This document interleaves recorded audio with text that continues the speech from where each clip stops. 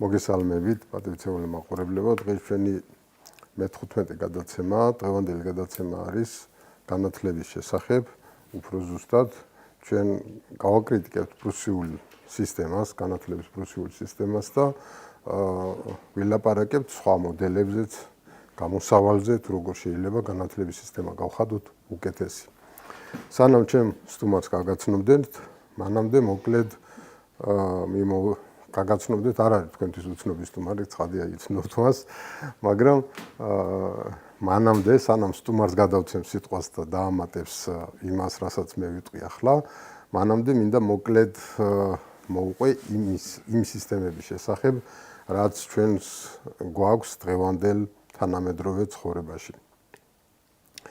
თუ დავიწყებთ სულ ძველი პერიოდიდან, სკოლა, სიტყვა სკოლა თავდაპირველად ნიშნავდა გასართობ ადგილს. და ეს ადგილი იყო არა ყველასთვის, არამედ თავისუფალი ადამიანებისთვის, რომლებიც იქ მიდიოდნენ, იმისთვის, რომ კარგი დრო გაეტარებინათ, რაღაც ახალი გაეგოთ, ერთმანეთში ელაპარაკათ და, საერთო ჯამში შედეგად რაღაცა ესწავლათ. თუმცა მერე მოგვიანებით ნელ-ნელა სკოლა გადაიქცა უფრო სავალდებულო ელემენტად სწავლებისას, განსაკუთრებით ბოლო საუკუნეებში და განსაკუთრებით პირველად ეს მოხდა პრუსიაში მე-18 საუკუნის ბოლოს დაახლოებით, რომელიც ვერ ნელ-ნელა მთელ მსოფლიოში გავრცელდა უბრალოდ იმ მიზეზის გამო, რომ პრუსიული სკოლა უფრო კარგ მუშებს და უფრო კარგ ჯარისკაცებს ზრდიდა. ჩვენ აღარ არის მე მგონი საჭირო მეტად გაშლა, გასაგებია რომ როგორი სკოლაც გვაქვს ჩვენ თითქმის ყველას გამოვლილი, ეს სკოლები ყველანი პრინციპში პრუსიული მოდელის განვითარების შედეგია, რომელიც ჯერ მეფის რუსეთმა გადაიღო, მერე ბოლშევიკებმა მოირგეს თავის გემოზე და დღესაც ჩვენ იგივე მოდელში ვცხოვრობთ. თუმცა არსებობს სხვა სკოლები, სხვა მოდელები, რომლებიც გამოიყენება სხვადასხვა ქვეყნებში, ზოგში მეტად, ზოგში ნაკლებად, ზოგში საერთოდ აკრძალულია სხვა მოდელით ბავშვების გაზრდა, მაგრამ რეალურად არსებობს და მოკლედ მინდოდა მე თქვა, რომ ახლა ზუსტად ვერ ჩავშლით რა თქმა უნდა ყველას, მაგრამ არსებობს ეგრეთ წოდებული homeschooling, ანუ სახლში სწავლების მეთოდი, რომელიც ასევე რამდენიმე სხვადასხვა ვარიანტად იყოფა, არსებობს ასევე სწავლების ჰიბრიდული მეთოდი, რომელიც გულისხმობს ონლაინ სწავლებას, სადღაც მისვლით, გასვლით, ასე შემდეგ რა შერჩებით მეთოდებით სწავლებას.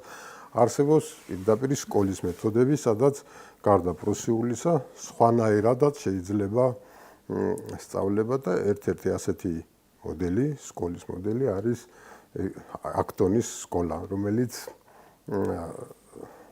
მსოფლიოში დაახლოებით 400-მდე არსებობს ახლა დღესდღეობით და ერთ-ერთი ჩვენთან არის ასეთი სკოლა თბილისში, რომლის დამფუძნებელიც არის ბატონი ვახტანგ მეგრელიშვილი, ის დღეს ჩვენი სტუმარია. მოგესალმებით ბატონო ვახტანგ. გამარჯობა და დიდი მადლობა ამ თემის გაშლისთვის. ალბათ ჩემთვის ყველაზე საინტერესო და მნიშვნელოვანი თემა არის და ზათვარო თამშრომლად ძალიან მაინტერესებს რომ შენთან ეს თემა უფრო დეტალურად განვიხილო და მათ შორის სხვა სკოლის მოდელები, რომლებიც იდეაში ანტიინსპირაცია იყო, რომ შეიძლება ზუსტად ვერ განსაზღვრო, რომელი არის მაგალითად კონკრეტული ბავშვისთვის ყველაზე საუკეთესო ვერსია განათლების და აღზრდის. მაგრამ ზუსტად რო ვიცი, რომელი არის ყველაზე ცუდი დღევანდელ სიტუაციაში, რომელიც ნამდვილად არ შეესაბამება თანამედროვე ღირსეული ადამიანის აღზრდას. ეს ზუსტად ის მოდელია, რომელიცაც შენ დაიწყე საუბარი და რომელი მოდელიც თითოეულ ჩვენგანს საკუთარ თავზე გვაქვს განცდილი სხვადასხვა დროს. პრაქტიკულად ყველას. ოღონდ მე გამიმართლა ერთ ამბავში, ადრეც მაქვს ნათქვამი, და ეს მინდა დრო ჩავურთო ხოლმე ეს ამბავიც. მე დაწყებითი პირველი 4 წელიწადი ვსწავლობდი ამონაშვილის დანერგილ ექსპერიმენტული მოდელით, რომელიც მიუხედავად იმისა, რომ გარკვეულწილად ჯდებოდა ამ ასე ვთქვათ სტრუქტურაში, იმიტომ რომ ზარიდან ზარამდე იყო და რაღაც ესე, მაინც სრულიად განსხვავებული მეთოდი იყო და ძალიან ასე ვთქვათ კომფორტული, მაშინ ვერ ხვდებოდი ბავშვობისას, მაგრამ მე მივხვდი რამდენად კომფორტულ გარემოში ვიყავი თურმე ის პირველი 4 წელი და რამდენად გამიმართლა ამ მიმართულებით. კი ბატონო, და ასეთი გამონაკლისები ალბათ ბევრი არ არის სამწუხაროდ, მაგრამ არსებობს. მაგრამ არის კი რა თქმა უნდა. ზოგი ამ გამონაკლისს ოჯახში აკეთებს, იმიტომ რომ რაღაცა ისეთ გარემოს უქმნის, რომ რაღაცნაირად აბალანსებს იმ ნეგატივს, რომელიც ამ სკოლებიდან ზოგადად გამოდის რა და ზოგი მაგალითად მასწავლებელია გამორჩეული ისეთი, რომელიც მიუხედავად იმისა, რომ ასეთ გარემოში მუშაობს, მაინც ადამიანობა აქვს და ანუ ესმის რაღაც ღირებულებების მნიშვნელობა და შესაბამისად ის ადამიანი ხდება მე ფაქტობრივად ამ ბავშვების მომავალში მომავლისთვის ყველაზე მნიშვნელოვანი ადამიანად. ხო, ანუ ისე რომ რაღაც 100%-ით ანუ თუმცა როგორც გამონაკლისის წესს ადასტურებსო, ხო იცი აი ესეთი ამბავია, ეს არის გამონაკლისები იმ წესიდან, რომელთაც ჩვენ საუკუნეა ვზდით შვილებს, მათ შორის ჩვენს ამ სისტემაში აღვიძარდით. ხო, თან აქ შეიძლება დავამატოთ ის, რომ არასოდეს არ ხდება კი არა, შეუძლებელია მოხდეს ისე, რომ მხოლოდ ერთ სისტემაში გაზარდო ადამიანი ისე, რომ სხვა სისტემასთან შეხება არ ქონდეს. ეს ალბათ კონცლაგერს თუ მოაწყობთ თუ არა. ოჯახი აქვს, ოჯახში რაღაცები ხდება, იქ შობელი ზღაპარს უყვება, ესეც აღზრდის და განათლების ერთ-ერთი ფორმა და ასევე ძალიან მნიშვნელოვანი. ამიტომ ცხადია, რომ ჩვენ ასე ვთქვათ არ ვართ თლიანად სტერილურ გარემოში აღზრდილები, მეტნაკლებად რაღაცები გვაქვს და შეიძლება ეს გვეხმარება, რომ ასე ვთქვათ რაღაცა საღად დავინახოთ ამ სისტემის ნაკლოვანებები, რაშიც დღევანდელი სომაქ სისტემაში რო ყოფილიყავით, წარმოიდგინე რომ ანუ ეს ხო არის მშობლისთვის ბავშვის გამორთმევა სახელმწიფოს მხრიდან, ანუ იდეაში შენაც თქვი პრუსიული მოდელი ეს რაღაც ძალიან ცნობილი ამბავია, როგორც რაღაცა ბისმარკის ცნობილი ისტორია, როგორ გააერთიანა გერმანული სახელმწიფოები, რაღაც შექმნა ცენტრალიზებული სისტემა, ამ ცენტრალიზებული სისტემის ფარგლებში მას სჭირდებოდა როგორც ვიცი, ინდუსტრიალიზაციის პერიოდი იყო და ქარხნებს სჭირდებოდა მუშები, ისე მას სჭირდებოდა ჯარისკაცები, ლოიალური ჯარისკაცები, ლოიალური ნიშნავს იმას, რომ რაღაცა ყველა ერთ ჭკუაზე უნდა ყოფილიყო მეტნაკლებად. ანუ ეს რაღაცა გაგებით მოძრაობაც კი სინქრონული უნდა ყოფილიყო. კი ბატონო და ის დისციპლინა თუ ის აი რაც გერმანულ ელში ასე თუ ისე იდოდა რაღაცა ფაქტობრივად გამოყენებული იქნა იმისთვის რომ ნუ შეექმნათ საკმაოდ ძლიერი ერთ აზრზე მყოფი ადამიანების კოჰორტა, რომელსაც არ ექნებოდა კრიტიკული კითხვები, რომლებიც რაღაცნაირად დისკუსიაში არ იქნებოდნენ ძალაუფლების ფლობელთან და ჩემი აზრით ეს იდეა იყო ზუსტად ის ყველაზე მიმზიდველი, რაც მომავალში მე-19 უკვე მე-20 საუკუნეებში უკვე სახელმწიფოებს დააინტერესა. მაგიტომაც იყო, რომ საბჭოთა კავშირმა ზუსტად ეს მოდელი გადმოიღო იმისათვის, რომ ბევრად უფრო მარტივი იყო მაგალითად რეპრესიებთან შედარებით, სადაც ადამიანები უნდა დაგეხოცა, იმის გამო რომ იმათ განსხვავებული აზრი ქონდა, თავიდანვე მოგემზადებინა ისეთი თაობები, რომლებსაც ეს განსხვავებული აზრი ფიზიკურად არ გაუჩნდებოდათ თავში.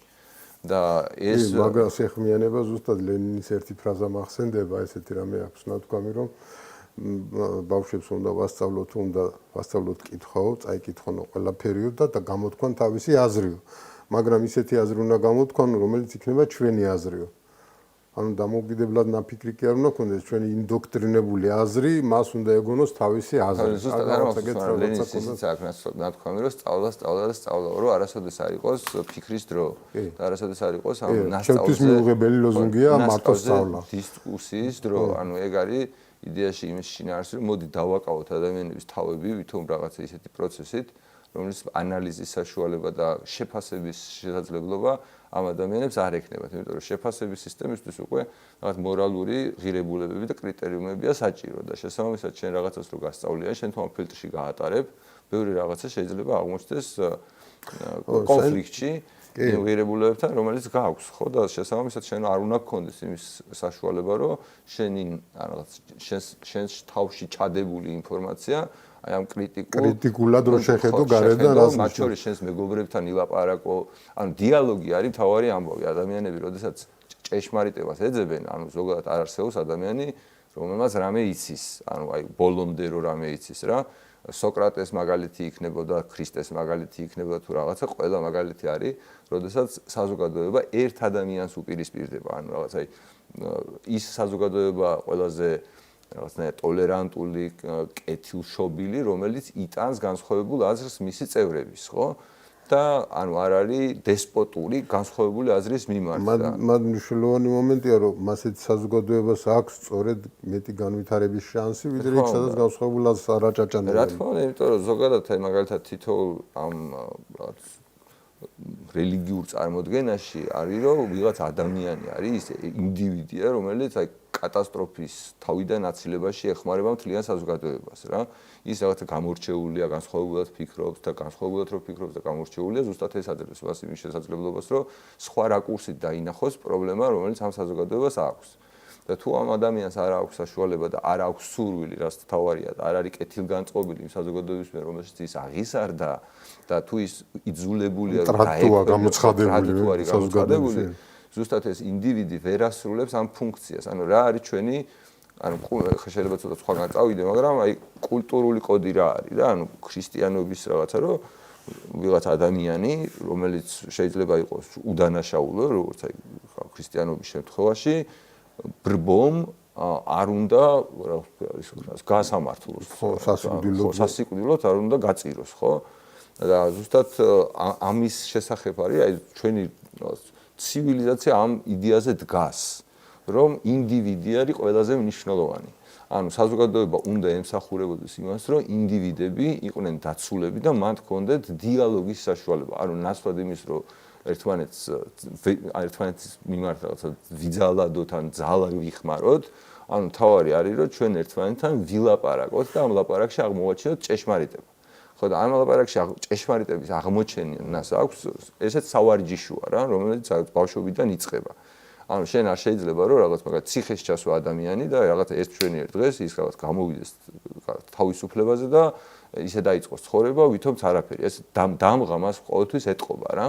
შენ თუ ასე ახსნი ბავშვს რომ ის სულ გემორჩილებოდეს და თავარი ღირებულება არის მორჩილება, მაშინ ამ ადამიანისთვის როცა ის გაიზრდება, მუდმივად იქნება რაღაცა მოთხოვნილება იმის, რომ ვიღაცა არსებობდეს ან აუცი ინსტიტუტი ან ადამიანი, რომლის მიმართაც ის ამ განწყობას შეინარჩუნებს და უფრო დაცულად იგრძნობს თავს და ეს რაღაცნაირად ბუნებრივიც არის რა. იმიტომ რომ მაგალითად აი კაცობრიობის ჯერ ერთი ბეწო ისტორია გვაქვს კაცობრიობას რაღაცა მაქსიმუმ რასაც ვიძახით 200-300,000 წელია რაც ჰომო საპიენსი არსებობს ხო? ძველ დროში არაფერი არ აქვს რეალურად. ხო და ძალიან ახალი ასე ვთქვათ ერთ-ერთი ახალი ორგანიზმი ვართ ხო? დედამიწის ისტორიიდან თუ ავიღებ ძალიან მცირე პროცენტი. და წარმოიდგინე რომ თავარი დაცვა, აი ნებისმიერ იმას რომ შეხედო ბიოლოგიურ ორგანიზმს რა, ის არის რაღაცა ჯგუფში, რომელიც ჯგუფის მას ფაქტობრივად რომელიც გარანტია რომ ის გადარჩეს რა, თუ ის რაღაცა ერთუჯრედიანი ან რაღაც ვირუსი და ბაქტერია თუ არ არის რა და ჩვენც ხო ესე ვართ. ანუ ძალიან გვჭირდება ერთმანეთის გარეშე. იდეა აი ყველაზე დიდი დაჟჯა კაცობრიობისთვის იყო ოსტრაკიზმი, როდესაც თემიდან გაგდევნიდნენ, ხო და თემიდან თუ გაგდევნიდნენ, შენ ფაქტობრივად განწირული იყავი რომ რამე ცუდი დაგემართებოდა. ხო და ამიტომ ძალიან მნიშვნელოვანია რომ იყო თემის მიმართ ლოიალური. მაგრამ მეორე მხრივ თუ შენ არ აქვს იმის შესაძლებლობა რომ ფაქტობრივად უფრო ანუ რაღაცა თემში ჩამოყალიბებული წარმოდგენები გადახედო, ანუ დააპდეიტო ახალი ინფორმაციის საფუძველზე, ილაპარაკო და სინამდვილეში ახალი გზები მოძებნო როგორ უნდა გადარჩე. ანუ ეს საზოგადოება ყოველთვის იქნება ბევრად უფრო ხისტი და რისკების მიმართ დაუცველი, ვიდრე ის საზოგადოება, რომელიც ადამიანებს და მის წევრებს აძლევს საშუალებას, რომ ახალი ინფორმაცია დააინტეგრირონ და ის გამოიყენონ გადარჩენისთვის რა. და ზუსტად ეს ამბავია, რომ ეს თავიდანვე უნდა აღიზარდოს. მნიშვნელობა არ აქვს როგორ, ანუ შეიძლება ეს ოჯახში ხდებოდა თავიდან წარმოიდგინე, როდესაც რაღაც იმაში ტყეში დავრბოდით ან ზოგადად ის პირველ ყოფილი ადამიანები, რომელსაც ყველაზე დიდი ისტორია აქვს რა. ხო წარმოიდგინე, მაშინ რამდენი რამე უნდა გვცოდნოდა და როგორ უნდა გავეზარდეთ ჩვენ შიგნით, რომ თითოეული სცენარე როგორი თვისების იყო, რაღაც ცხოველს როგორ უნდა მივპაროდეთ, რა იჭმებოდა, რა არ იჭმებოდა, როგორ უნდა დავმალულიყავით, როგორ უნდა დაგვეცვა თავი. ეს ყველაფერი ვიღაცას ხო უნდა ესწავლა, წარმოიდგინე რა რთული იყო ამ ინფორმაციის. ეხლაც რო წახვიდე მაგალითად ამაზონის ჯუნგლებში რა და ნახო ის ადამიანები, რომლებიც აი რამდენ რამეში ერკვევიან, იმიტომ რომ შენ რომ მოხვდე ამაზონის ჯუნგლებში, ერთ დღეში მოკვდები. ან რამე დაკარგული გვაქვს ჩვენი ეს. ანუ ჩვენ ეს ოდნა გვაქვს დაკარგული, აი მაგალითად რამე ტექნოლოგიური კატასტროფა რომ მოხდეს, ამ ტექნოლოგიური შუქი რო ჩაქრეს, ინტერნეტი რო გამოირთოს, ჩვენ უბრალოდ ერთმანეთს დავხოცავთ, ან შიმშილი დაგვეწყება და ერთმანეთს გადავხოცავთ, მაგრამ გადარჩენის შანსი ექნებათ იმ პირველ ყოფილი წესრიგით ცხოვრებ ადამიანებს, რომლებიც ჯერჯერობით ცივილიზაციას არ არიან ნაზიარები, ხო? ხო და ეხლა ჩვენ უნდა ავირჩიოთ, რომ ჩვენ შვილებს როგორ ვზდით.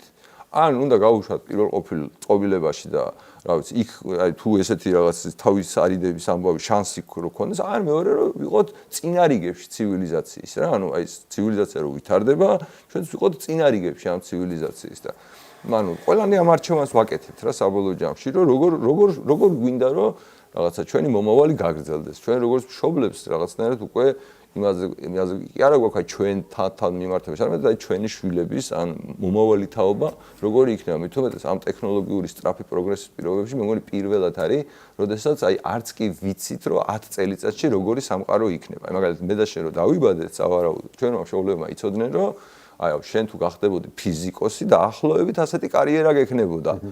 მე თუ გავხდებოდი ექიმი და ახლოებით ასეთი კარიერა მექნებოდა რა. ანუ ჩვენ ხო ვერ წარმოვიდგენით მე რომ დავიბადე, მე რომ სკოლაში მივედი, მელნიანი პასტით წერდით, იმას ვაწობდით და რაღაც ერთ სიტყვაზე ყოფნიდა რა, რომ მე რომ ისე უნდა ჩაგეწო და კიდევ უნდა გაგრძელებინა, ხო? ხო, წარმოვიდგინე რამხელა ცვლილებების ეპოქას მოვესწარით. და ეხლა მართლა ჩვენი ამოცანა ბევრად უფრო რთულია, ვიდრე ნებისმიერი მშობლის ამოცანა, რომელიც წინა, ანუ ჩვენამდე ცხოვრობდა. იმიტომ რომ იმათ ასე თუ ისე მაინც შეეძლოთ რომ რაღაცა ის ქონოდა პროგნოზის გაკეთების შანსი ქონოდა. რაღაც პრინციპული ცვლილება არის საჭირო განათლების სისტემის განათლების სადმი მიდგომაში. იმიტომ რომ მაგრამ საინტერესო ის არის რომ ამას ჯერ კიდე ილია ჭავჭავაძე ხვდებოდა მე-19 საუკუნეში უწერია ესეთი ფრაზა თავის პედაგოგიის საფუძვლებში რომ ჩვენი დღევანდელი სისტემა უზრუნველყოფს იმას, რომ მოსწავლემ უბრალოდ ცოდნა დააგროვოსო, რომელიცო გამოუყენებადია თუ იმ ფუნქციას არ ემსახურება, რასაც მისი ადამიანად ჩამოყალიბება ჭირდებაო. ანუ თუ ის ადამიანად არ აყალიბებს კაცს, უბრალოდ დაგროვილი ცოდნას არანაირი ღირებულება არ გააჩნია. და დღევანდელ დღეს ეს მით უმეტეს ასე არის, ინფორმაციის დაგროვების იმდენი საშუალება და იმდენი რაღაც არსებობს. არა, ცოდნა ხელმისაწვდომია, ანუ ნებისმიერი კაცობრიობის დაგროვილი ცოდნა. საერთოდ არა. აგერ არის ხელმისაწვდომი. მე უნდა შემეძლოს ანალიზი გავაკეთო, რა მჭირდება, რამდენად თავარი არის ანალიზის უნარი და არა სიტყვაზე, ანუ ესეთი უნარები მჭირდება და რა ის რომ თავში მქონდეს დიდი რაოდენობით ინფორმაცია. დიდი რაოდენობით ინფორმაცია არ მჭირდება, იმიტომ რომ ჩემი ტვინი შეუძლებელია რომ იმდენ ინფორმაციას იტევდეს, რამდენიც ჩემთვის სულ მუდმივად არის ხელმისაწვდომი. ჩემთვის ინფორმაციის გადამუშავება უფრო მნიშვნელოვანია დღევანდელ პირობებში, ვიდრე ინფორმაციის თავში მეხსიერებაში დაკავება. და მაგას დავამატებდი საჭირო ინფორმაციის მოძიების უნარი. რა თქმა უნდა, ხო, ანუ ეგეც მარტივდება, ხო, ანუ თავარია რომ შენ ახლა იდეაში კითხვის დასმის უნარი შეიძინო. ანუ ანუ შენ თავში ჩამოყალიბდეს რელევანტური, ანუ რაღაც შენ პრობლემასთან დაკავშირებით ადეკვატური კითხვა. და შენ შეძლო ამ კითხვის ჩამოყალიბება. კი, იმის მიხედვით კითხვას როგორ დაუსვამ, სხვადასხვა პასუხი შეიძლება მიიღო. და შენ უნდა შეეძლო მე ანალიზით მიხვდე იქიდან რომელია უფრო სწორი და ის გამოიყენო, რაც შენი ხვალინდელი დღისთვის იქნება უკეთესი. მაგრამ ამისთვის მომზადება როგორ უნდა დღევანდელ სისტემაში ნაკლებად წარმოუდგენია ვინმეს.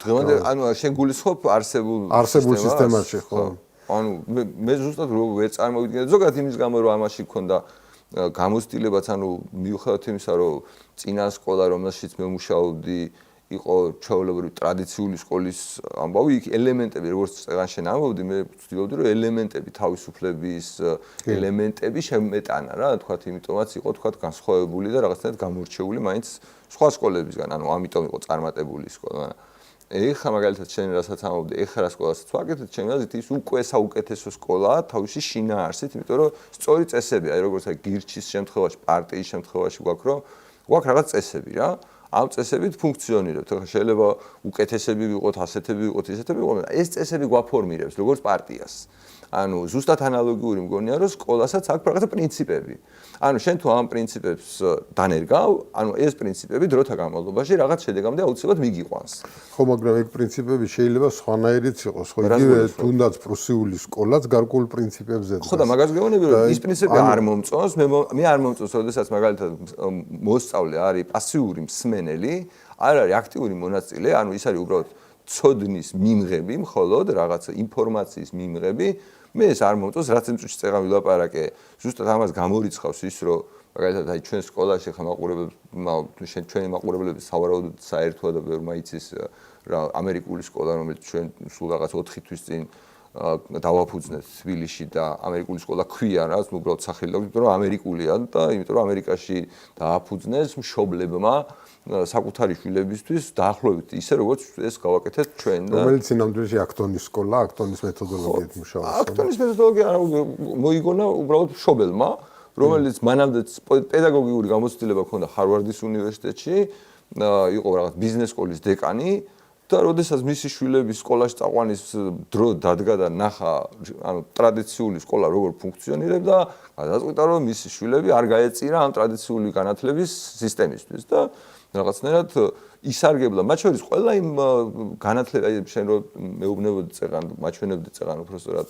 სხვადასხვა მაგალითად განათლების კვლევარები რას ლაპარაკობენ. მაგალითად აი ყველაზე ცნობილი რა არის განათლების სისტემაში. აი რაც არ უნდა ჩვენ სხვადასხვა მიდგომების რაღაცა ვაკამათოთ ერთმანეთს, აი ვერსად ვერ მივიღებთ გადამწყვეტ განსხვავებას. აი ერთადერთი შემთხვევა, როდესაც ჩვენ გადამწყვეტ განსხვავებას ვიღებთ, არის როდესაც ბავშვი ერთ-ერთზე მუშაობს მასწავლებელთან. ანუ მაგალითად ჩვენ თუ აკადემიური წარმატება გინდა, აი 2 სიგმას პრობლემა თუ ესეთი რაღაც ის არის განათლებაში, რომელ ბავშვებს აქვს ყველაზე უკეთესი შედეგი, ვინც ერთ-ერთზე მუშაობს მასწავლებელთან. მაგალითად მათემატიკას სწავლობ, შენ მათემატიკას მასწავლებელი ხარ და მე და შენ მათემატიკას ვსწავლობთ რა. მე ჩემი შედეგები ყოველთვის უпростоად აი სტატისტიკურად ორჯერ უკეთესი იქნება ვიდრე იმ ბავშვების შედეგები, რომლებიც რა თქმა უნდა 20 ან 30 ბავშვი ზის და მასწავლებლის გაკვეთილს უსმენს ზუსტად იგივე, სადაც მე და შენ ვსწავლობთ. ანუ შეუძლებელია იქ იგივე შედეგის მიღება. შეუძლებელია რომ იქ იგივე შედეგი მიიღო მოკლედ რა. ანუ დამტკიცებულია. თუ რამე არის განათლებაში დამტკიცებული, ეს არის დამტკიცებული რა. მაგალითად ის რომ ლაპარაკის ამბავი რა, ანუ სოკრატული მეთოდი. ანუ ეს სოკრატული მეთოდი 2400 წელი არის ცნობილი რა. კაცი მოდიოდა და ანუ ადამიანებს კითხვებს უსვავდა. რომ მაგალითად აი შენ რო გგონია რომ რაღაცა იცი, მართლა იცი, ეს თუ არ იცი, ამოდი ეჭვი შევიტანოთ. ანუ ეჭვი შევიტანოთ, აბა შენ რაც გგონია მაგის არგუმენტები შენ თვითონ მითხარი. საიდან რატო გგონია ესე? ანუ რამდენად ენდობი იმ არგუმენტებს, რომლებიც შენი ასე ვთქვათ რწმენის საფუძველია. ანუ ფაქტობრივად ეს ნიშნავს საკუთარ შეხედულებებში მუდმივად ეჭვის შეტანას რა. ანუ პერმანენტულად და თან აი ამაზე ვარჯიშს. ფაქტობრივად ეს არის რაღაცა ფორმა, რომელიც ბავშვებს აძლევს საშუალებას, რომ თავიდანვე არ ჩათვალონ, რომ ვიღაცამ რაღაცა იცის 100% და ამათ 100%-იანი უნდა დაუჯერონ. ესმის?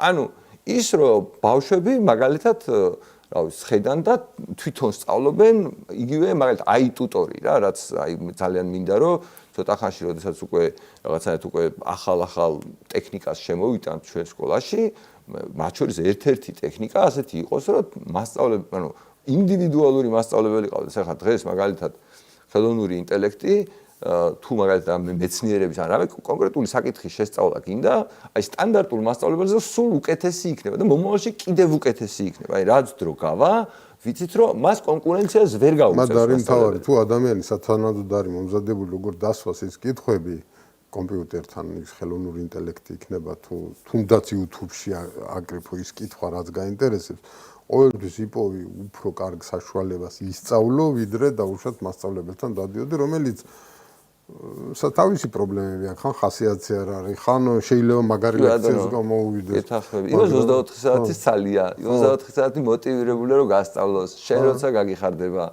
სხვათა შორის აი მაგალითად განსხვავება, ყველა ადამიანი ჩემი აზრით რა, ვინც წარმატებული არის, თვით განათლებით დაკავებული. დიდობაშიც რა მათ შორის, ანუ სულ სწავლობს და თვითონ საკუთარ თავს ავითარებს. მაგაზე ცალკე მინდოდა ყურადღების გამახვილება, მაგრამ დავიწყოთ და ვიტყვი მე კიდე მაგ მომენტზე რა. კი ბატონო, იცი რა არის, ეს ყველა სხვა არა აქ ეს უნარი. აი მაგალითად წარმოვიდგინე რომ ეხლა რასაც ჩვენ ვაკეთებთ, აი წარმოვიდგინე თუ ეს ფორმა განათლების ვაჩვენეთ, აი ახალი ადამიანი რომ მოდის, იმას უკვე გამზადებული შაბლონი აქვს, როგორ შეიძლება მასში შემოვიდეს რა. ანუ თვითონ კი არ მოუწევს გადაწყვიტოს მომავალში რომ რაღაცამ დააინტერესა და მოდი ახლა მე YouTube-ს ჩაუჯდები და რაღაც 1000 საათი რაღაცა თემას შევისწავლი, ვუყურებ რაღაცებს, კიდე დავგუგლავ რამეს ვიზავ. არამედ აი უბრალოდ ესე იყოს მოწყობილი თვითონ სასწავლო პროცესი ბუნებრივად. ჩვენთან სკოლაში რომ ბავშვები მოდიან, იწყება საუბრით. მე არის რაღაცა დრო, როდესაც ისინი ჯდებიან და ზუსტად ესეთი ხელოვნური ინტელექტი არის ჩაშენებული უკვე რაღაც მათემატიკის სწავლება გინდა, რაღაც უცხოენების სწავლება გინდა, ბეჭდის სწავლება გინდა, რაც გინდა რა. და შესაბამისად შენ ამ დროში ჯდები და თან საკუთარ პროგრესს ხედავ. თუ სიტყვაზე რაღაც მაგალითად იმისთვის რომ რაღაც ცოდნა მიიღო, ამას შეიძლება ხშირად აი პრერეკვიზიტებს რო ეძახიან, ეგეთი რაღაცები ჭირდებოდეს რა. აი მოსწავლე იძახდა ერთი ჩვენი რომ კი ვარო ეხლა მეო აი ამასაკისო, მაგრამ მათემატიკა ამასაკის მიხედვით ხო არ ვიცი ეხლა რა აზრი აქვს რომ მეო მე-9 კლასის მათემატიკა დავიწყო. მე უნდა დავიწყო რა მე-4, მე-5 კლასის მათემატიკა რომ მე-9 კლასის მათემატიკამდე მოვიდეო რა. ძალიან ნაცნობი პრობლემაა. ხო და ანუ წარმოიდგინე რომ ეს ხო ბავშვიც მიხვდა ამას. და როგორ შეიძლება ამას აი ამ ხელა ადამიანები ვერ ხვდებოდნენ დღეს ჩვენ საზოგადოებაში აი რეფორმას ვატარებთ განათლების ხო? მათ მნიშვნელობა ვერ ხვდებიან თუ არ ხვდებიან. არა მე მგონი არ შედის ინტერესებში, იმიტომ რომ ძალიან ბევრი ადამიანის ინტერესებში ძალიან არაწყო, როცა არაწყოს, მე ხვდები რა არ ხვდება, არ იგებს. თორე ახლა როგორ შეიძლება ვერ მიხვდე? ხო, არა, მე სრულიად წარმოუდგენელია მაგას ვერ მიხვდე. ხო, მაგრამ აი ხო ესა გვაქვს, რა მნიშვნელობა, ხო ვერ ფიზიკურად ხო ვიცით რომ ვერ ხვდები. არა, მნიშვნელობა იმიტომ აქვს, რომ როცა ვერ ხვდება, მაშინ შეიძლება იფიქრო, რომ უკეთესად რო აუხსნა, რაღაცას გაიგებს და რაღაცა ნაბიჯები გადაედგმება, მაგრამ როცა არ ხვდება მაშინ არანაირ ახსნას აზრი არ აქვს. მაგრამ მან დაეწერა რომ თქვია ილიას ციტატები რომ მოიყვანენ რა, სადაც კაცი როგორ აღზარდო თუ რა, ანუ კაცის აღზრდაში რა იგულისხმება, რომ შენ გაარჩიო სწორი და არასწორი. კი. ანუ რა არის სწორი, ან მორალურად გამართლებული ქცევა და რა არ არის მორალურად გამართლებული ქცევა, ხო? ეხლა წარმოიდგინე რომ რამდენმა მასწავლებელმა, რომელიც აი 60,000 მასწავლებელი აქვს ქვეყანაში, ხო? რამდენმა მასწავლებელმა იცის ამ სისტემის პრობლემები ჩემზე უკეთესად კიდევ, იმიტომ რომ რა ვიცი 40 წელია იქ მუშაობს, ან 20 წელია იქ მუშაობს, ხო? მე მგონია მაგ დროს უკვე აღარ იციან. არა, მაგას გეუბნები რა, რომ ტექნიკურად ხო უნდა იცოდნენ. მაგრამ აი შეფასებას და აი საჯაროდ გამოსვლას და თავისი აზრის საჯაროდ თქმას საზოგადოებისთვის, რაც ჩემი აზრით აი წეგან რომ თავიდან ითის დავიწყე, რომ ინდივიდის აღზრდა მეთქი მნიშვნელოვანი, რომელსაც საზოგადოების არ ეშინია. ამათ ხო ეშინიათ საზოგადოებას. ანუ ეს მასწავლებლები არიან ზუსტად ისეთი პროდუქტები, როგორზეც წეხან ვილაპარაკეთ ბავშვი, რომელსაც ყოველთვის, ყოველ დღე ვიღაცა ეუბნება, ახლა ეს უნდა გააკეთო, ახლა ეს უნდა გააკეთო. ხო, რა თქმა უნდა, კაცო. ამის გაგრძელება დღევანდელი მასწავლებელი. ნუ საშუალო ისო წარმოვიდგინოთ. ახსნა განა არა აქვს. აი მაგალითად ჩეხო საბჭოთა კავშირში არის ძირითადად ამ მასწავლებლების ძირითადი ჯერ კიდევ, იმიტომ რომ ეს ბრუნვა, ანუ ცვლილება პატარაა რა. იმას რა ქვია, მასწავლებელი პედაგოგი ხდებოდა ის ადამიანი ძირითადად, ვინც ვერ აბარებდა სამედიცინოზე, იურიდიულზე, ღვინის ტექნოლოგიაზე, ანუ პრესტიჟულ რაღაცებზე ვერ აბარებდა, ყველაზე მარტივი ჩასაბარებელი იყო პედაგოგიურ ინსტიტუტში. მით უმეტეს რაღაც ქალებისთვის ითვლებოდა, რომ ქალებისთვის კაი პროფესია, იმიტომ რომ ბევრი დრო ექნებათ რა, რაღაცა ესეთი. ანუ სულ სხვა დამოკიდებულება იყო. ამიტომ რა უნდა ესწავლებინათ საბჭოთა კავშირში, შენთვის განსხვავებული ან რა ისტორია ფალსიფიცირებული იყო, ხო? ანუ ჩვეულებრივად საბჭოთა კავშირისთვის ეს ბისმარკის მოდელი კიდევ იყო სელექციის მეთოდი. ხშირად ვამბობ ხოლმე ესეთ რაღაცას, რომ საბჭოთა კავშირს ხო ჭირდებოდა, რომ რაღაცნაირად გაერჩია ინტელექტუალების ჯგუფი, მაგალითად, ნაკლებად ინტელექტუალური რაღაცა ნაწილისგან საზოგადოების, მაგალითად, კომაროვები და ეს რაღაცა სკოლები, სპეციალური სკოლები რატო არსებობდა? იმიტომ რომ ამ ბავშვებისთვის ხელი მოეკიდათ, ვინც მოახერხებდა და დაძლევდა ამ პროგრამას, რაღაც გიჟობა პროგრამას, ესე იგი მის თავში რაღაც განსაკუთრებული ხდებოდა. ესე იგი შეგეძლოს ბავშვი წაგეყვანა, ან მათემატიკას გაძლიერებულად გესწავლებინა, ფიზიკა გაძლიერებულად გესწავლებინა, მერე ჩაგევლო ხელი წაგეყვანა რამე სპეც რაღაცა იმაში, რა ქვია, რომელიღაც ინსტიტუტში და მერე რაღაცა იარაღის კეთებაზე, რომელიღაც დამალულ ქალაქში, ციმბირში გემუშავებინა, ხო? და თან პრივილეგიებს აძლევდა. ხო, რა თქმა უნდა, ანუ ოჯახისთვისაც ეს იყო რაღაცა ჩვეულებრივად, ვაუ, რა ბედნიერება, რომ ჩემი შვილი ასეთი დაიბადა, რომ სახელმწიფო ამას იმას, რა ქვია, კოლმეურნეობაში კი არ ამუშავებს, არამედ რაღაცა წაიყვანს, ასწავლის, ბინას მიცემს, მანქანას მიცემს, სადღაც იმუშავებს იმაში, რა ქვია, პრესტიჟულ რაღაცა კვლევით ინსტიტუტში ან რამეში და ყველა ბედნიერი იყო ამით რა. მაგრამ კაცობა სად არის აქ? აი, კაცობა სად არის, რომ შენ მაგალითად აი ატომური ბომბი უნდა აკეთო და ეს არის შენი ასე ვთქვათ დანიშნულება, თუ არ ვიცი რა, საზოგადოებას შენი მართალი აზრი უნდა უთხრა რა, რომ აი რაღაცის რაღაცა სწორია, რაღაცა არასწორია. ჩვენც ხო ამ იმაში ვართ, მაგალითად, აი ეს ისო ჩვენ ეს სკოლა გავაკეთეთ, ის რომ რაღაცა თავის დროზე გირჩი გავაკეთეთ და აი ამას ვაკეთეთ, რასაც ვაკეთეთ, ეს ხო რაღაცა მაგის ან გადავწყდება ამ საზოგადოებაში და ლაპარაკი დაიწყება, ან ლაპარაკი არ მიმდინარეობს რა. არც ერთ პრობლემა რომ ლაპარაკი ან უფრო კაი სიტყვა მომწოს საუბარი უნდა იცოდე რომ საუბარი მაგას დიალოგს ეძახიან ანუ ჩვენ ვისაუბრებთ არის დიალოგზე ანუ დიალოგი იყოს კი ბატონო ზუსტად დიალოგია საჭირო რომ ადამიანები ერთმანეთს კი არ ეკამათებოდნენ მოგების მიზნით არამედ ჭეშმარიტების გამორკვევის მიზნით ურთიერთობდნენ დებატები არის როდესაც ორი განსხვავებული აზრი დიალოგშია იმისათვის რომ გაარჩიოს რომელია უფრო ჭეშმარიტებასთან ახლოს და რომელიც წაგებს უფრო კმაყოფილი უნდა იყოს ამ წაგებით იმიტომ რომ ის უფრო ცდებოდა და უფრო სწორ რაღაცა აზრამდე მივიდა რა ანუ მე ესე ვუყურებ და ზუსტად აი ამ დიალოგის გამორიცხვა ყველაზე დიდი პრობლემა საგანმანათლებლო სივრცეში სადაც ადგილი არ არის დიალოგისთვის მასეთი დებატები ახლა რაც თქვი მე მგონი არც მომისმენი არასოდეს არა მარტო ჩვენთან არამედ აი უცხოურ საიტებზეც როგორც მე ხოლმე დებატების დროს არც ერთი მხარე პოზიციას არ იცვლის უფრო მეტიც ერთმანეთს არ უსმენენ თავისას აი ესეთი სიტყვა რო ვთქვა ცოტა ერეკებიან თითოეული მხარე ძალიან ცუდი რა თქმა უნდა იმიტომ რომ არ არის მაგის კულტურა იმიტომ რომ აი სხვა რაღაცა ანუ მე და შენ მაგალითად ახლა ერთმანეთს რო ვეჯიბრებოდეთ აი რომელი უფრო რაღაც კამათში ერთმანეთს მოვუგებთ რა და ჩვენი ანუ ამაზე უფრო მაღალი მიზანი არ გქონდეს რა თქმა უნდა კონკურენცია მნიშვნელოვანია კაცო ადამიანი რაღაცა როცა კამათობს რაღაც სპორტიც ხო იგივეა რა რაღაც ისე ერთმანეთს ვეჯიბრებით მაგრამ ვეჯიბრებით რაში რა რომ ვეჯიბრებით ამ შემთხვევაში რაღაცა სიმართლის გარკვევაში აი ჩვენთან შიგნით ბიტკოინზე კამათი როა რომელიმე მხარე მეორე მხარე ეს ხო მეორე მხარისთვის უნდა იყოს ძალიან ღირებული ორივე მხარისთვის ღირებულია რომ დარწმუნდე მართალი ხარ ან დარწმუნდე რომ რაში მნიშვნელოვანია მეთქი ანუ მაგას ვამტკიცებ მე რომ ცდები და მიიღო ზომები რომ ცდები უფრო მნიშვნელოვანია რომ რა ვიცდები და აღარ შევცდები მომავალში რა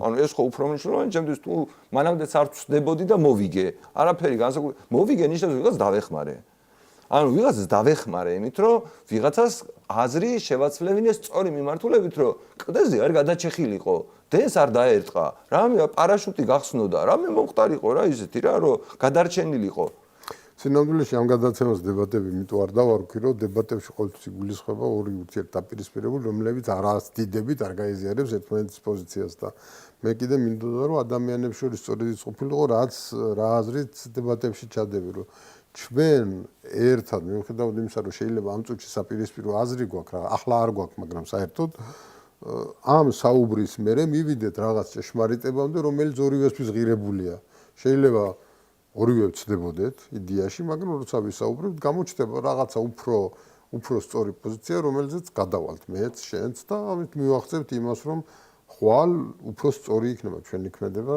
ჩვენი შემდეგი ასე ვთქვათ საქმიანობა საერთო ჯამში და ეს ყველაზე მნიშვნელოვანია და განათლების დანიშნულება ზუსტად ეს არის. ეგ უნდა შემოიტანო ეგ იდეა ანუ ეგ მაგალითად ეს ჩვენი განათლების ესე ვთქვათ ჩვენი სკოლა რა არის რომ გირჩი რასაც ამტკიცებდა საჯაროდ 10 წლის განმავლობაში იდეებს აი რაღაცა ეს არის სწორი ხალხო ეს არის სწორი რაღაც არ შეიძლება ნარკოტიკების მოხმარებლების ციხეში ჩასმა ანუ სხეული მისია სიცოცხლე მისია თუ არავის არ უშავებს ადამიანი არ შეიძლება ამ ადამიანს ვერ ჩოდეთ. ანუ ეს ხო ღირებულებითი ნაწილია და ჩვენ რაც შეგვეძლო ყოველ შემთხვევაში ამ სფეროში იმის რა ქვია შედეგის დამოუკიდებლად ვიძახი რა. ანუ გავაკეთეთ. ანუ ამ შემთხვევაში და მაგალითად სკოლის შემთხვევაში ხო თუ მე მჯერა რომ იცი რა მომავალში აი მაგალითად ბევრმა ბავშვმა არის ეს ხელით წერა. ანუ წერა არის რა ანუ მაგალითად მე გადავეჩვილ ამის. ხო მე მახსოვს რომ ჩემს ბავშვობაში დაახლოებით 3 წელი თავარი ასე თქვათ ამოცანა იყო რომ ჩვენ კალიგრაფია გქონოდა კარგი. და ნუ აი დღეს რომ ჩემმა შვილებმა ნახეს ჩემი ბავშვობის ვეულები, სადაც ეს კალიგრაფიის ამბავში ვარჩევდა პირველი და მესამე კლასამდე, აი უბრალოდ შოკში იყვნენ რა რომ ამასო როგორ ახერხებდიო რა. ანუ ძალიან დიდი იმით ვახერხებდიო დედა ჩემი მედგა თავზე რაღაცა მასწავლებელი, რაღაცა მიმოწვევდნენ, რაღაცა და აი რაღაც კალიგრაფია გამომუშავდა მაგაში. აი ხო შეხედო, მშობელი რო ხარ რა და რო იცი რომ დღეს ხო ბეჭდავ ძირითადად, როდის დავწერე ბოლოს ხელით, აი უბრალოდ ხატავ ხოლ, ჩანახატს ვაკეთებ, უბრალოდ აზროვნებაში რო გეხმარება, მხოლოდ მაგ მიზნით და იმიტომ რომ რამე დავწერო. და პლუს კიდე ცოტა ხანში ალბათ დაწერა ხელითაც აღარ მოგვიწევს, ალბათ ვიტყვით ან გავიფიქრებთ და ის დაიწერება რა. ხო და აი რატო უნდა დახარჯო ამაზე დრო? აი ხო რა შინაარსი აქვს, მაგალითად თუ შენ კრიტიკულად არ მიუდგები კონტექსტის ცვლილებას, რა იცვლება კონტექსტში, ანუ იმის გამო რომ რაღაცა დღევანდელი ცივილიზაცია ესეთი სიჩქარით ტექნოლოგიურად ვითარდება. ბავშვებში ხო რაღაც უნდა მოხდეს. ანუ თუნდაც ის რომ აი წაღან რასაც ვაპარაკობთ, რა არის ყველაზე მნიშვნელოვანი, რომ ამ ბავშვებმა სწორის და არასწორის გარჩევა ისწავლონ. ამისთვის რა არის საჭირო? კონფლიქტებია საჭირო. კონფლიქტების გარეშე ხო ვერ ისწავლიან. ანუ როგორ უნდა გაიგონ რა არის სწორი და არასწორი, თუ კონფლიქტი არ მოუვიდათ. თუ რაღაცნაირად ვიღაცამ არანორმატიული, ანუ ნორმისგან გადახრილი ქცევა არ დაიწყო. მისი კორექტირება არ გახდა საჭირო. ანუ თუ ვიღაცა უფროსია, რომელიც უბრალოდ ბრძანებებს იძლევა, რომ ასექენითო, თორე დაგიჯითო. ანუ ესენი ხო ვერასოდეს ლოგიკას ამ დასჯის უკან ვერ დაინახავენ. გააზრების ადგილი აღარ რჩება თუ ვიღაცა პირდაპირ ეუბნება ეს არის სწორი და ეს არის არასწორი. ეს არის არასწორი, ხო? ანუ სინამდვილეში შენ მოდი წესად დავადგინოთ, რომ ეგეთი რამე არ შეიძლება, რომ ვიღაცა ეგეთი უფროსი არსებობდეს, რომელიც ერთადერთ სწორ პასუხებს იძლევა. ანუ თქვენი ამოცანა, რომ რა ვიცი, დღეს შეიძლება შედარებით დაბალი ხარისხით, მაგრამ თქვენ თუ ამას ყოველდღიურად თვეების განმავლობაში და წლების განმავლობაში გააკეთებთ, აუცილებლად იმის რწმენაზე დგეხარ, რომ დადგება მომენტი, როდესაც თქვენ როგორც არგუმენტაციას, ისე მორალური ღირებულებების შემოტანას და მათ შორის ამაზე მსჯელობას ისწავლით რა. როცა ისწავლით უკვე ეს გადაწყვეტილებები ვიღაცისი კი არ იქნება, თქვენი შეგნებული გადაწყვეტილებები იქნება. და მგონია რომ ეს არის სინამდვილეში მე ესეთი შვილი მინდა აღზარდო, ვიღაცას ასეთი შვილი უნდა. ეხლა მაგალითად რომ ვუყურებ ამ საზოგადოებას და თქვათ უბრალოდ ჩვენ გავრცელების ის არა გვაქვს, ისეთი ინსტრუმენტი არა გვაქვს, რომ ეს ვაჩვენოთ რა, მაგრამ ცოტა ხანში ამის დამალვა იქნება შეუძლებელი. ანუ გამორიცხული იქნება, რომ ეს რაღაცა ვერ დაინახო, მათ შორის ეს ბავშვები ქცევას ისე შეცვლიან, რომ ქუჩაში შეამჩნევ ბოლო-ბოლო, დარწმუნებული ვარ მაგაში და ანუ მე არჩევანი დაგრჩა რა უნდა გააკეთო? შენიშვილი როგორი გინდა, როგორი ადამიანი გინდა გაზარდო რა? ანუ საბოლოო ჯამში აი რაღაცა მორალური დილემის წინაშე უნდა დადგეს მშობელი. ანუ რომ ეს გადაწყვეტილება მიიღოს, იმიტომ რომ აქამდე იძახდა რომ არჩევანი არა მაქვს. და ეხლა არჩევანი მეგონია არსებობს უკვე. ხო და აი ჩვენ აი ეს არჩევანი შევქმენით აი ამ რაღაცა ღირებულებითი საძირკვლის შეცვლით რა განათლებაში რა უნდა ხდებოდეს სინამდვილეში. მაგას უნდა წარმოჩენა კიდე, რასაც მე მაინც გონია, რომ რამდენიმე წელი მაინც საჭირდება, რომ ასე ვთქვათ, მართლა ეგეთი მასიური გახდეს, როგორც ჩვენ გვინდა, მაგრამ ყოველ შემთხვევაში ნელ-ნელა ეგ უკვე უნდა დაიწყოს ეგ პროცესი, ასე ვთქვათ, დანახვის, გამოჩენის პროცესი. და ჩვენ ჩვენიდან იწყება ჩვენი რაღაცა ხო, მაგას მშობლებიდან იწყება, თვითონ ბავშვებიდან იწყება. მე არ ვიცი, მე ეს ბავშვებს ხო მეგობრები ყავთ, ეზოში მეგობრები ყავთ, სადღაც ვიღაცები უყურებენ და ასე შემდეგ, რა ვიცი. თავი სამუშაოა, მაგრამ რაღაც თუ გეომეტრიული პროგრესიით წავიდა, კაი ტემპით წავა. უნდა წავიდეს წესით. მაგრამ მე მაინც გონია, რომ წლების ამბავია, სანამ ჩვენ ეს მეთოდი დაამტკიცებს თავის უპირატესობას. გარდა ამისა, ჩვენ მაინც როგორც ახლა ვლაპარაკობდით, უნდა დაუშვათ, რომ შეიძლება რაღაცა გვეშლება. მაგაში არ გეთახმებ. არა გვეშლება, გამორიცხულია. ანუ ეს ხო რაღაცა ის არის ექსპერიმენტი საქართველოში არ დამდგარა. ეს არის მათ შორის, ეს ხო ამერიკაში წარმოიდგინე, რომ ჩვენნაირი სიტუაცია არ ყოფილა არასოდეს. იქ ყოველთვის იყო რელიგიური სკოლები, იქ ყოველთვის იყო ოჯახში აღზრდეს, აი ჰომსკულინგს რასაც ვეძახით, ანუ მრავალფეროვნება იყო. მაგალითად მონტესორის სკოლების დიდი ისტორია აქვს, რა ვალდორფის სკოლებს აქვს დიდი. აი მოკლედ ძალიან ბევრნაირი, განსაკუთრებით რელიგიური სკოლები და ოჯახში აღზრდის პრაქტიკა ამ საზოგადოებას ძალიან განასხვავებს ქართული საზოგადოებისგან. ამიტომ იქ უფრო ადვილი უნდა ყოფილიყო აქტომის. ხო და იმიტომაც იგი გაჩნდა. ანუ იმიტომაც გაჩნდა ამერიკაში და იმიტომაც ვერ გაჩნდებოდა. ანუ ესე დიდი ხანია მასშტაბით 2011-დან არსებობს და 9-დან.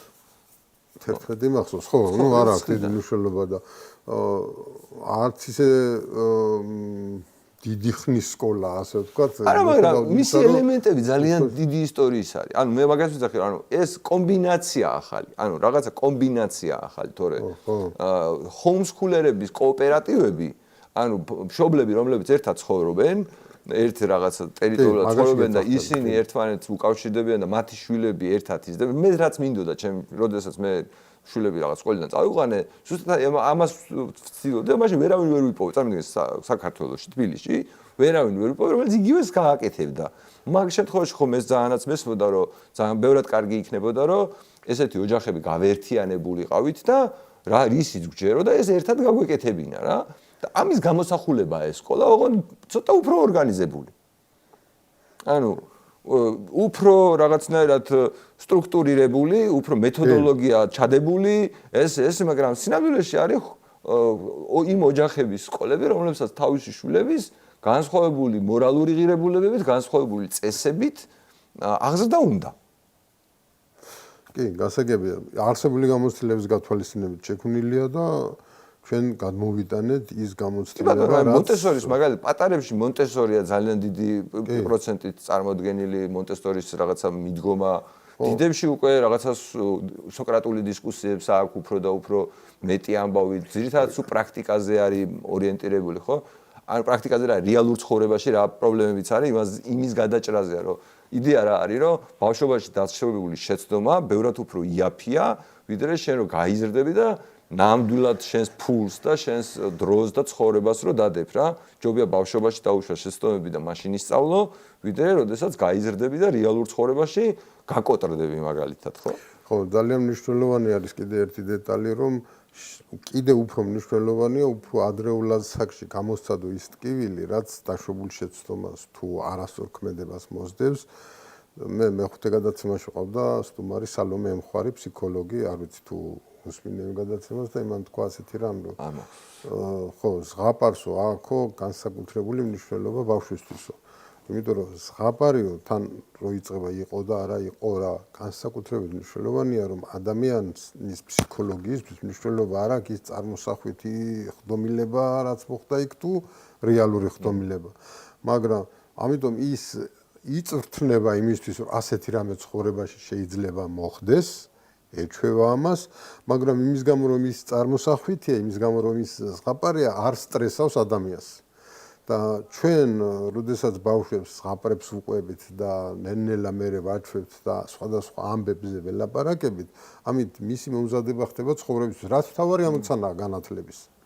კი, გეთახმები. ძალიან სწორი შეფასება იყო, ამით დამამახსოვრდა, ახლა ყველა დეტალი ხო არ მახსოვს ყველა სტუმრს, მაგრამ ეს მომეწონა ეს შეხედულება. ამიტომ ალბათ მშობლებისთვისაც და იმისთვისაც საინტერესოა, რომ საინტერესო კი არა, საჭიროა გასააზრებლად, რომ არ უნდა გვეგონოს, რომ სკოლაში მივუყვანთ ბავშვი, 5 საათი თუ 7 საათი დავტოვებთ იქ ისწავლის და ამით თავდება, არა ბავშვის სწავლა განათლება გრძელდება 24 საათი. ჩვენ რას ვაკეთებთ, როგორ ვექცევით, ზღაპრებს უყვებით თუ არა, როცა პატარებია, როცა წამოიზრდებიან რამე დეტალებს და საქმეს ვარჩევთ თუ არა მასთან ერთად, ეს ყველაფერი ძალიან მნიშვნელოვანია და მე ვიცი, რომ აქტონის სკოლა ამ მიმართულებითაც მუშაობს მშობლებთან. სხვათა შორის მშობლებთან მუშაობს შალვა ამონაშვილის აკადემიაც. მე ვიყავი შალვა ამონაშვილის აკადემიაში და იქ სპეციალური სასტუმრო აქვს მოწყობილი, ჩადიან მშობლები, ბავშვები და მშობლებისთვის ცალკე ლექცია ტარდება და ბავშვებთან ცალკე მუშაობა მიმდინარეობს.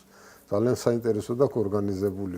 უბრალოდ ეგ არის, რომ ისინი ცდილობენ, რომ სკოლის პერიოდს არ მოაცდინონ, სკოლა ჩვეულებრივად რჩება და სკოლასთან შეთავსება, ანუ ზაფხულობით აკეთებენ ასეთ რაღაცას, რაც ალბათ ცოტა უკარგავს ეფექტს საბოლოო შედეგს. ნუ ის არაპოლიტიკური პროექტია და მაგიტო რა. ანუ ჩემი აზრით ძალიან სწორი და მათ შორის ღირებულებითი ნაწილი ძალიან სწორი აქვს. მეც იაგო იწერდა საქართველოს დაბადებაში შალვა ამონაშვილს და მქონდა საშუალება, რომ ისე არაფორმალურ გარემოშიც მომესმინა და თვითონ გადაცემის ჩაწერასაც ვესწრებოდი. უბრალოდ ხო, ანუ რაღაცნაირად შეიძლება მაგალითად ახალგაზრდა როცა იყოს, სხვა ამბიციები ჰქონდა, თქვა დღეს სხვა ამბიცია. მე დღემდე მიკვირს როგორ მოახერხა 1970 წელს მაგან იმის გაკეთება, რაც მაშინ ხო, რა მესმის საოცარია რა. მით უმეტეს აი იმ სისტემის შიგნით რომ ეს რაღაცა თუნდაც პატარა ცვლილება რომ მოხერხდა ძალიან დიდი დამსახურებაა და დასაფასებელია.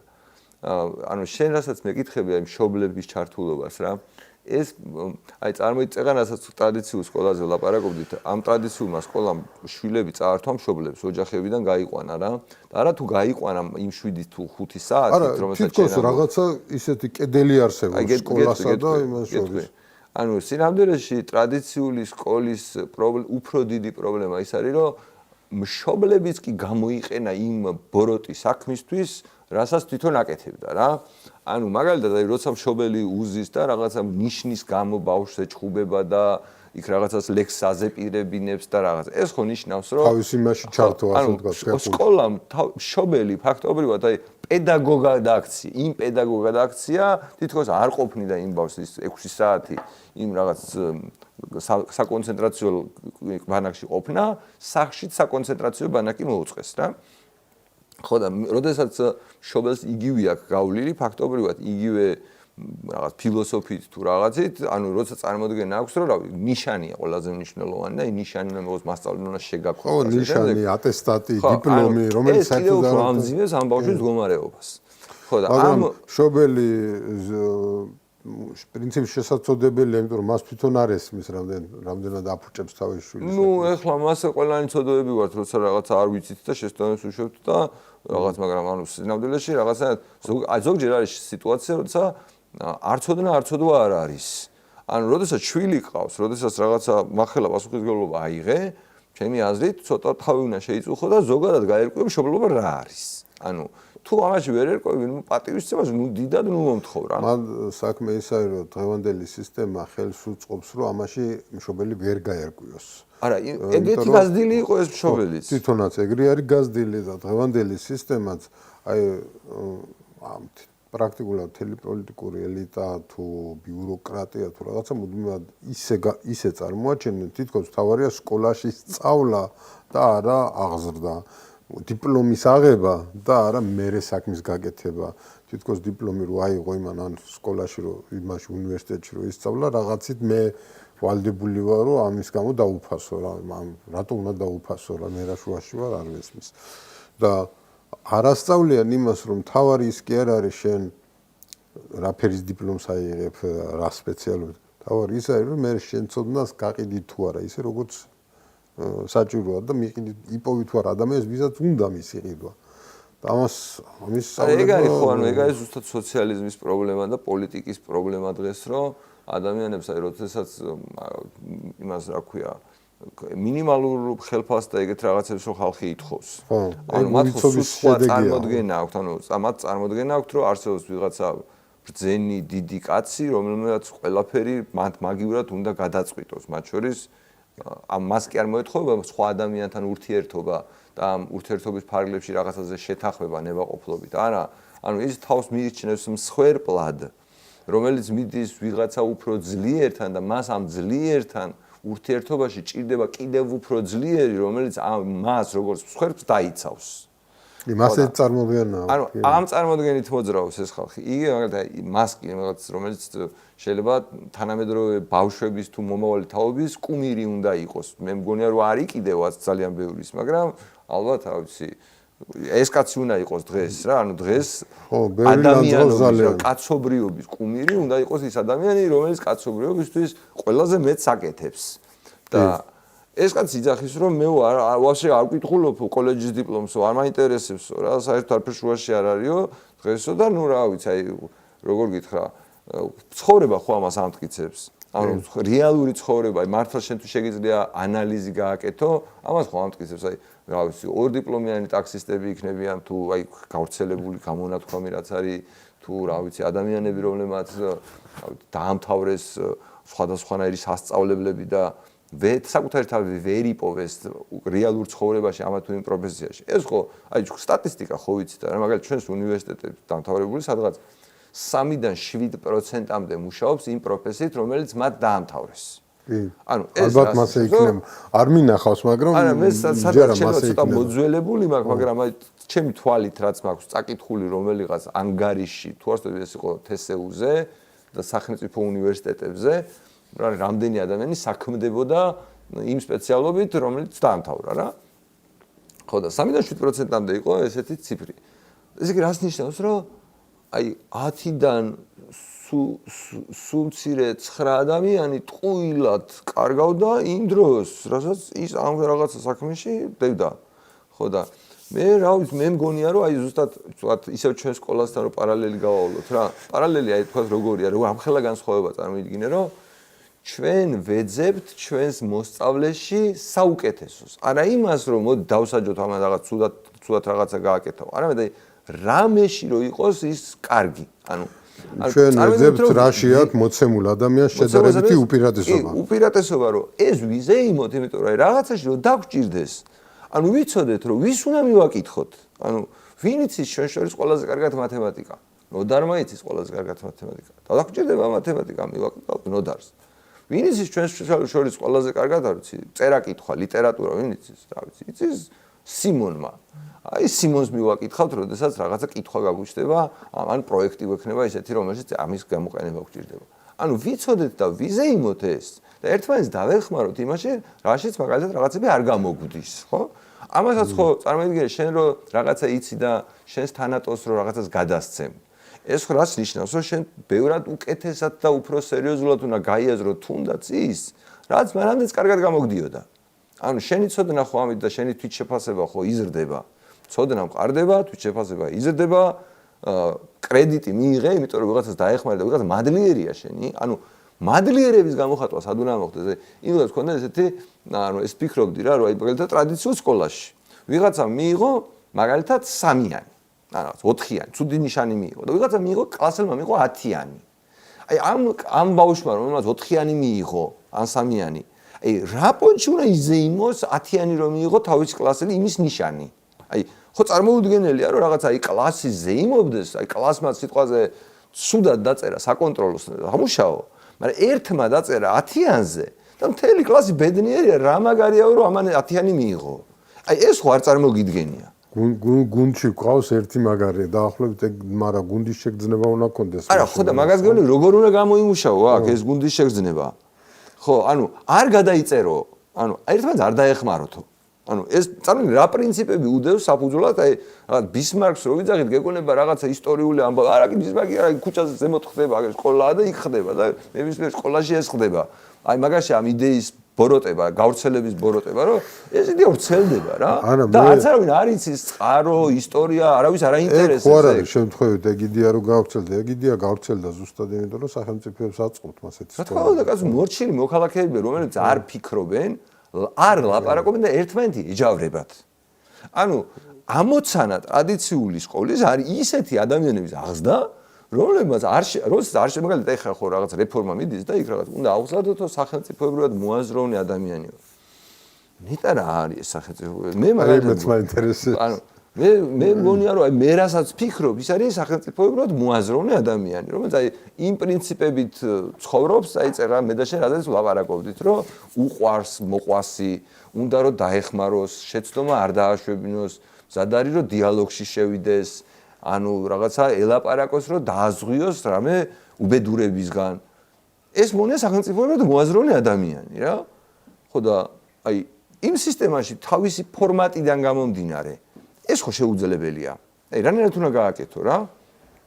ხო და იცი სინამდვილეში მაინც ხდება ეგეთი რაღაცები, ბავშვები ეხმარებიან ერთმანეთს. გადაწყვეტილება ერთად ვაწერინებენ. ანუ იმათი ინსტინქტი ჯანმრთელია. რეალურად არალეგალურია იმ გადმოსახედები. სწორი ქცევა არალეგალურია. სწორი ქცევა დაჟადია.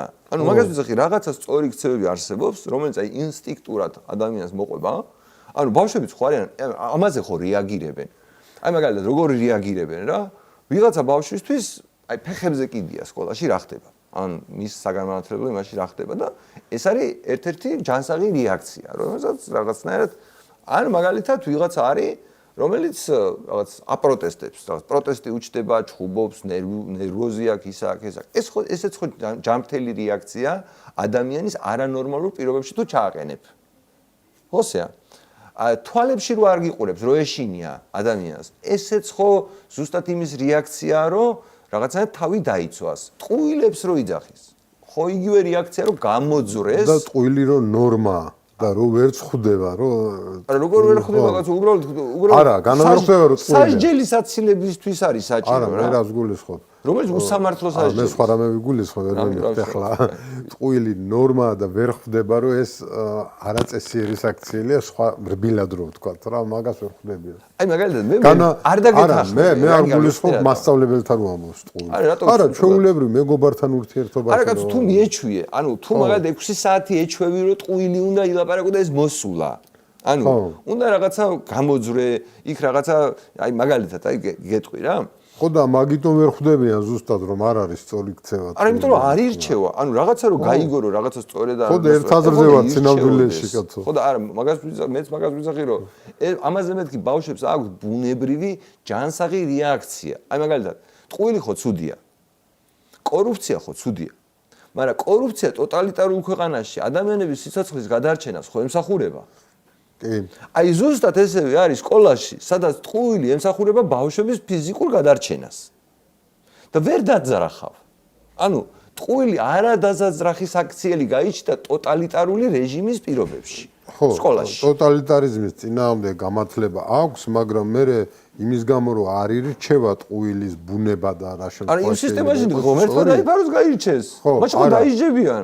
სხვა სისტემა, ანუ სხვა ურთიერთობაშიც რო გადმოდის, ეს უკვე აღსულაც არ არის კარგი თქმა. არა, რა თქმა უნდა, იმიტომ რომ ორი სისტემაა რა, ერთი სადაც ტყუილი თავდაცვის საშუალებაა და მეორე არის ჩვეულებრივი ეზო მაგალითად, რაღაცა მეგობრები, რაღაცა ნათესავები, რომლებთანაც ეს ტყუილი ანუ კოგნიტურ დისონანსს უქმნით ბავშვებს. ანუ სინამდვილეში ბავშვი იმის გამო რომ ამ სისტემასთან მივიყვანეთ, რეალურად არის უკვე ჩაგდებული კოგნიტურ დისონანსში, იმიტომ რომ აღარ იცის რომელი ღირებულებაა სწორი. ანუ ის ღირებულებაა, რომელიც რაღაცა სიმართლე უნდა თქვა, რაღაცა არ უნდა მოიტყუო, კეთილგანწყობილი უნდა იყო, რაღაც აი ეს ღირებულებებია მისთვის უფრო რაღაც პრიორიტეტული თუ მაგალითად თავდაცვა იმისგან რომ მასწავლებელმა ორიანი არ დაუწეროს იმაში, რომელზეც დედა ეჭხუბება.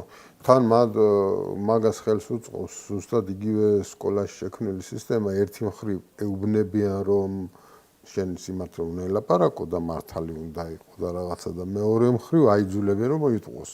და ეგ სერიოზული პრობლემაა. სამწუხაროდ ისე გავიდა დრო, ლამის 1 საათია უკვე ლაპარაკობთ. ჩვენ ეს გადაცემა არ გვეყოფა მე კიდევ უნდა ჩავწეროთ. ჩვენ შეუძლია რომ ნებისმიერ თემაზე გავაგრძელოთ გათლებას რაც ეხება, უსასრულოდ. მე მინდა რომ რაღაცა თვალსაზრისით აი სხვა ისეთი ადამიანები იყვნენ ამ დიალოგის მონაწილეები, რომლებსაც ჩამოყალიბებული განსხვავებული პოზიცია აქვთ. მე დღეს მინდოდა მომეწვია კომპიუტერული ცენტრი მზიური თუ იცი, ამირან მეტრეველია იქ მთელი მეგობარი ამ ცენტრის სახელით მინდოდა მოსულიყო. სამწუხაროდ ახლა ამერიკაში მიდის და ვერაფერ ჩავსვი დროში რომ მომეყვანა, მაგრამ რო დაბრუნდება იქიდან, მერე გავაკეთოთ ერთობლივად კიდევ. ანუ ის განსხვავებულ აზრზეა? განსხვავებულ აზრზე არ არის, ის ცოტა სხვა ის მსგავსი პოზიცია აქვს, თუმცა აქტონის სკოლას არის დაინტერესდა რომ ვთხარი სხვათა შორის და მეთქი ექსკურსიაზე წაგეყვან აქტონის სკოლაში მეთქი. მაგრამ საინტერესო ის არის, მაგ სხვა გამოცდილება აქვს. ეს მზიური არსებობს უკვე 30 წელია დაახლოებით და თავის გამოცდილებასაც მოყვება და რაღაცებს შეიძლება რაღაცებს მოიყვანოს სტუმრად და აი ვაჩვენებთ მაგალითად ჩვენ როგორ ვცდილობთ ბავშვების ზოგადად აი ალგორითმის შეცვლას, რა არის სწორი, რა არის არასწორი, როგორ არის რაღაცა ნორმალური ცხოვრება, როგორ არა შეიძლება ცხოვრება. ასე შემდეგ, აი მე მგონი პირველი გამოცდილება ყოველთვის საქართველოში და მე ძალიან ვამაყობ ამით. კი, მეც ხომ პატარა წვლილი. რა თქმა უნდა, ჩვენ დამფუძნებლები ვართ ამ სკოლის. ხო, კიდე ვფიქრობ, რომ ლალიანთაძეც მინდა ადრე თუ გიან პატიჟ ანთიძეა თუ ანთაძე სულ მეშლება მაგ. ძალიან საყვარელი ქალბატონია, საგვირაო სკოლა აქვს ბათუმში და იმ სკოლაშიც დაახლოებით. ჩვენ გვილაპარაკია ლალისთან. თითქმის თანამოაზრეები ვართ, შეიძლება პატარა განსხვავებები ვქონდეს. ხო, პატარა განსხვავებები შეიძლება იყოს, ასევე შეიძლება იყოს ამირანთანაც პატარა განსხვავებები, თუმცა ვინც ასე აზროვნებს და ვინც ხედავს იმ პრობლემას, რაც ამ პრუსიულ სისტემას აქვს და ცდილობს რაღაცნაირად გვერდი აუაროს შალვა ამონაშვილის დაწყებული და მერე დანარჩენებით საინტერესო არის ყველას მოსმენა და მინდა რომ ასე თუ ისე რაღაცნაირად კოორდინაცია გავაკეთოთ პერიოდულად განათლებაზე ჩავწეროთ გადაცემები პატივცემული მაყურებლებო ახლა თუ ვახო რამე საბოლოო სიტყვას გვეტყვის დღევანდელი დღისთვის, მაგრამ შემდეგისთვის კვლავ დიდი მადლობას მოგიხსით, თუმეტეს იმ თემით დაინტერესებისთვის და თუ მაგალითად დააორგანიზებთ საინტერესო ადამიანების დისკუსიას, მხოლოდ მადლობის მეტი არაფერი არ მეტყვის. აუცილებლად შევეცდები. დიდი მადლობა. დაგემშვიდობებით, მომავალ შეხვედრამდე.